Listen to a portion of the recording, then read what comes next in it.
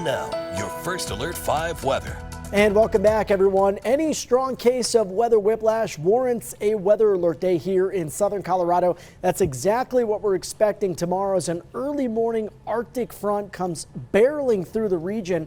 We will see the heaviest snow in the mountain areas where we have winter storm warnings. Winter weather advisories in effect through tomorrow. Generally light accumulations for I-25.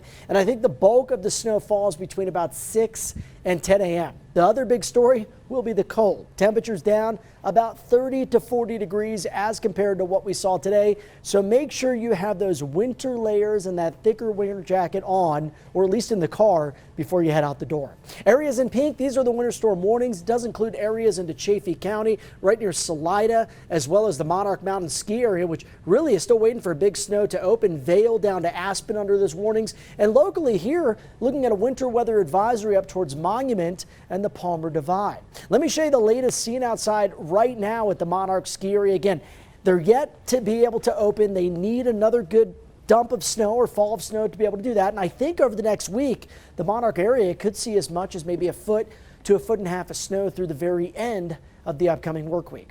Right now in the Springs, still sitting above freezing, and this will be a luxury over the next day and a half, as we'll be well below that number heading into the day Tuesday night, and all of Wednesday. Right now, Pueblo sitting at 48 degrees, still seeing some wind coming out of the west at about 16 to 18 miles per hour. And right now on satellite radar, seeing that snowfall heaviest up here between about Fort Collins and Cheyenne.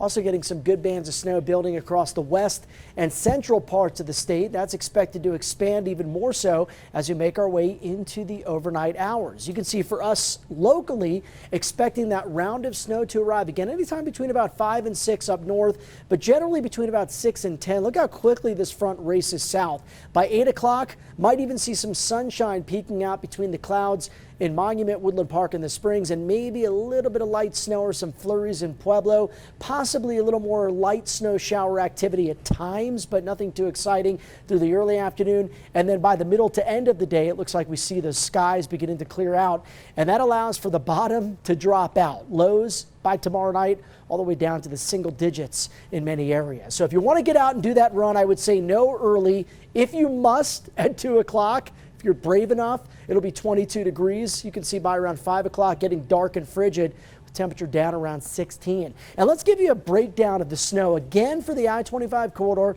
Not really getting that good upslope flow component. So we're really missing that to get that beneficial moisture effect here. I think it'll be a light, fluffy, dry snow. And the model's not really super excited about it. Here's my breakdown. I think we'll see anywhere between about a trace and 2 inches in the Springs, 1 to 3 for Monument, a trace to 2 possible in Walsenburg. And here's a closer look at the Pikes Peak region. Maybe a few inches piling up Cripple Creek to Woodland Park. 1 to 2 for our friends in Manitou around the Broadmoor, 1 to 2, possibly a trace to 1 out towards Fountain. Overnight lows tonight eventually getting quite cold, down to the teens and lower 20s in most spots. Highs tomorrow, they just really struggle to warm at all. Maybe a few lower 30s in southern spots, but otherwise teens and 20s. That's about all we'll be able to do.